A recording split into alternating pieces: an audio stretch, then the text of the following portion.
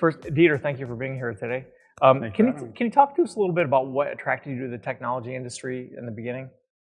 Yeah, it's really interesting. So I got a degree in finance and real estate from the University of Arizona. Was planning on going to commercial real estate, and timing was awful. The real estate market was down at the time. It was the late 80s, and I went to work for Arthur Andersen and in their management consulting division, and literally got redirected into technology. It was an amazing transformation because I never looked back. So I got hooked onto technology and got a chance to work on some incredible projects.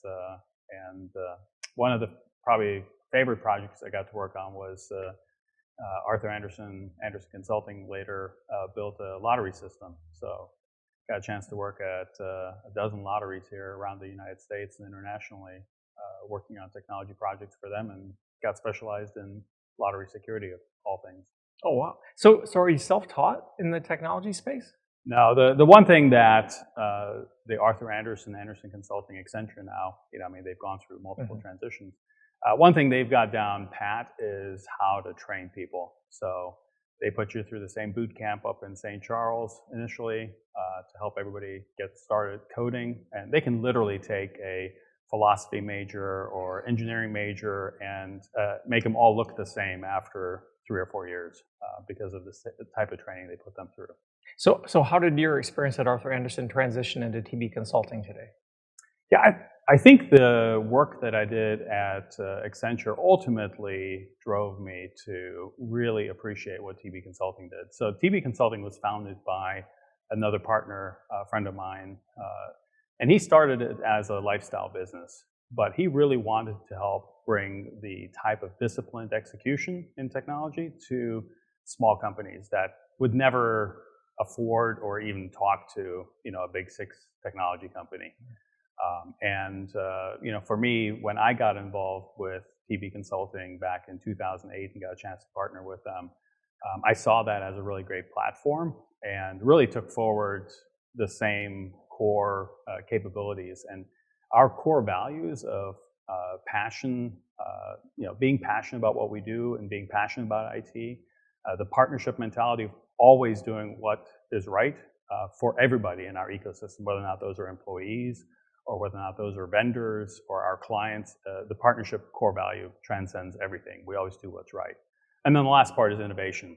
We have to stay ahead of where everybody else is at. We have to bring ideas to our clients, and we have to do a lot of R&D for our clients. So our clients can save a lot of frustration, time, money, and energy by relying on us to give them proven solutions, because we'll take those, wishful thinking and the vaporware and the things that vendors put out there, and we'll test it out and we'll see what's real and what's maybe a bit of a marketing collateral stretch that has been put out there. So how does TBConsulting specifically help businesses? So we work with enterprise level customers, and what we do is provide the back office capabilities and the functionality. So primarily, those are the systems and the technology and the telephony systems that the average user doesn't see, right? The ERP system, the CRM, all the things that they rely on every day, email and so forth, that's what is run by us. So we'll help them execute that, and we'll allow them, the IT folks really, for our clients to focus on the more important things on how to move their company forward. So that could be new products, new integrations, upgrades of their CRM or the ERP system. Because we used to, and we don't anymore, develop software solutions. But the clients very often, can then focus on the things that make them more money. Right? They can work on those software solutions. They can work with the software vendors. They can move the business forward and expand their capabilities by freeing themselves up from what we call the mundane. We talk about doing the mundane exceptionally. It's funny because at the end of the day, it's really taking those things that people get bored by and don't do well and don't maintain and let fall away because they've got 1,000 fires and they forget to do the core things. We do those. So when we take care of those things and we provide governance, we have a really good ServiceNow practice which helps manage all of that. And then obviously we have an incredible cybersecurity practice. That's in the news every single day. I think it's unrealistic for any company to do cybersecurity on their own. I just think that's impossible to do. They don't have the scale, they don't have the experience, and they certainly don't have the 24/7 capabilities. And the reality is to have a person or two focusing in on cybersecurity is unrealistic because those people need to sleep, and the cybersecurity events happen 24/7. And very often those are people that are working in our off hours, right? They might be working Eastern Bloc, they might be working halfway around the world. So their daytime is they're working in the middle of the night, our time, which is ideal for them to perpetrate their acts, which means we have to be alert at all times. You talk about those being, mundane tasks, but they're so important to how a business runs. How has TB Consulting become so effective at handling those tasks that businesses need to stay on top of in order to survive? Yeah, I think we use the term mundane only to get a reaction, right? Because people will see that as mundane work, but it's incredibly important.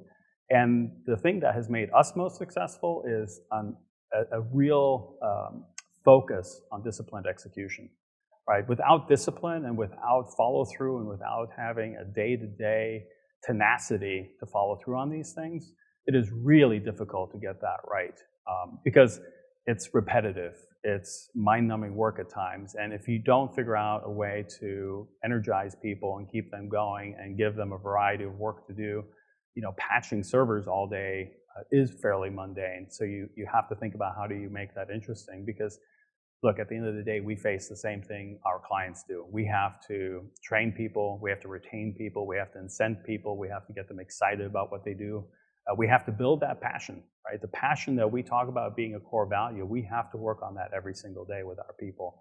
And the nice thing is, for our folks, our team members understand that the great benefit of working for TBC is that they get to work across a broad swath of industries. So, you're not working for XYZ Corporation, and then within that, you're only working on this little segment, and within that segment, you only have one thing that you're required to watch. That's super hard to get somebody motivated. For us, we give them an opportunity to see and experience and be involved with a variety of industries and a variety of technical capabilities and learn and broaden their skill sets. So many businesses have had to go remote because of the pandemic. How has that impacted your business? Yeah, I think the pandemic highlighted a big lie within IT. I think a lot of companies were like, oh yes, of course we're ready to work remote, and we have people working remotely and we're prepared. And maybe they were prepared for a few executives to be working remotely or for known locations, for a known office to work remotely. I think they were caught very flat-footed with respect to how would you feel if 80% of your workforce suddenly dialed in from home? How do you deal with that from a performance standpoint? How do you deal from a cybersecurity standpoint, right? These people going over regular internet connections, they're not prepared. Your software is not prepared. Your security posture is not prepared. So in the early days, that was very painful because a lot more people got caught with ransomware. That's the people who perpetrate those acts are very opportunistic, right? They saw an opening and they went for it. No different than they do during seasonal times like Christmas and so forth, where they say, hey, during the holidays, there's a lot of shipping going on. It's more likely somebody will click on something because, it's a shipping delay and they're worried about that. So, early on, those businesses were really, really hurting to try to figure out how to scale their systems. And for TBC, that was an incredible opportunity for us to present a way for them to scale quickly and not do it through buying equipment, which, with supply chain issues even back then, were hard to get. So, we own our equipment. We provide all of that to our client on an OpEx basis. So we're a little bit of a stepping ground, really, to Azure or AWS, the public cloud. We give them the opportunity to do that in a very controlled and private cloud environment, which is important for the clients we serve, which very often are heavily regulated or have high security requirements. So where do you see the business world going in 2022? Do you think are you still seeing a lot of businesses staying remote? Are your services going to be needed more than ever, or how do you see it moving forward? Yeah, I think the physical environment is very much like the virtual environment. So in the virtual environment, we talked with clients for a long time about the fact that we are moving away from data centers that companies own that were in their offices, and they're going to the cloud, but not 100%. They're going to have a hybrid environment. It's going to be a mix of those things. And I think the physical environment is exactly like that. At the end of the day, we will I think it's unlikely or never going to be where everybody goes back to work and goes back to work in an office for 40 hours a week. I know there are companies that are demanding that, and some CEOs are saying, hey, I want my people back in the office and they need to be back there. I think that for the vast majority of the companies, they're realizing they have to come back with a hybrid style. And that doesn't mean necessarily that is less office space, because I think they're also going to now have to give more space to people. We got very good at optimizing space and jamming everybody into a very small space and figuring out how to get 100 people in the smallest space possible. Now they're going to probably roll to, okay, maybe we'll have 40 people in the same space. Not everybody will be there, so effectively same amount of office space, fewer people.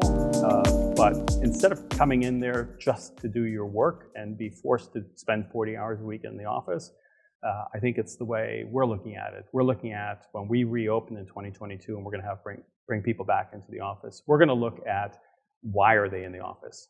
What are the purposes for them to come into the office? Is there collaboration? Is there learning? Is there team building? What is it that we're trying to get accomplished? It is not their day-to-day work. Their day-to-day work, we've proven, can be done remotely. So now it's like, what do we need them in the office for? And let's figure out what that is. How about the cybersecurity piece? It seems like nightmarish to think about, people, they're doing work on the, critical work on their phones now, on their tablets, on their computers. Their kids go and play a game on it afterwards.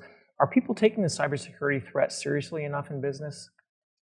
I think people are taking the cybersecurity threat much more serious. I suspect there's still pockets of people who are not. But overall, I think business is taking the cybersecurity posture very serious. Now they're faced, though, with what do they do? I can take something serious, but if I don't know where to start, that gives me a problem. And I think that's the quagmire most companies are in right now. They absolutely believe that they have a exposure to cybersecurity events, to ransomware and other things. The real issue now is where do they start? And it might be like getting an opinion from a doctor. You can probably go visit 6 IT firms and get 12 different opinions. And the reality is you have to find a trusted partner who will give you good advice and who will actually do something and follow through on that. Because again, IT, there are opportunistic players in there as well. And they will sell you a cybersecurity solution. And if you don't know what they're doing, they might just be taking your money. And when you have a cybersecurity event, they might go, oh, I'm sorry. And that's part of their business model, is that they just lose a few customers who have cybersecurity events, and the rest of the people are ignorant about the fact that they're paying but not getting any protection. So it's super important to really understand what people are doing to protect you when they say that they're going to provide cybersecurity oversight. Okay, looking ahead to 2022, where do you hope to take TBC in the future? And what's your industry outlook for 2022 and beyond? Well, I think the biggest opportunity for TBC is growing our existing clients. So we are not looking to add 1,000 clients a year. We're very boutique in that sense still. We work with large companies, and we look to be very, very deeply engaged with them. And we look to be a strategic IT provider to really have a seat at the table and talk about how to move them forward. We're finding that clients are coming to a realization that they cannot do IT anymore.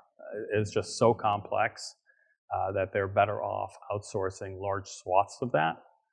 And then we look to say, okay, here are the things within IT that are our capabilities, and here are the things that we don't do. And it's just as important for an IT vendor to understand what do we do versus what do we not do, and then help the client navigate that.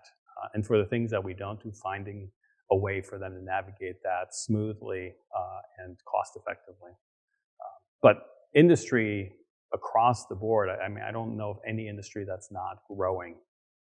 It's almost unfathomable to understand why every industry is burning at 120% or 150% of capacity, and there's no end in sight. So some of the clients we talk to, they're looking at 2023, 2024 before they see any sort of easing of the constraints.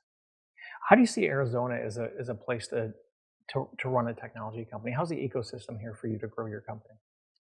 I think Arizona is fantastic for business all around. And I don't limit that to just IT. I think it is a wonderful environment. I think it's very pro-business. I think, we have operations in California, and not to pick on California, but they do make it fairly challenging to operate. So, the nice thing is for us, we get to do a little bit of arbitrage there, because operating out of Arizona, you have a inherent advantage over companies that might compete with you that were based in California or in some higher cost areas. And we can hire people remotely now. So we have people working for us from all over the country. We have operations that we support here in the US and in Europe, and we're going to be in Asia. And those are all being done remotely. So the nice thing is with IT, you can focus your energies on the processes and capabilities and much less on geography. And there are companies that have built huge infrastructures in large cities or in expensive states and cities that we can much more easily compete with when we're located in what I think is fairly cost-effective geography and a very pro-business environment in Arizona.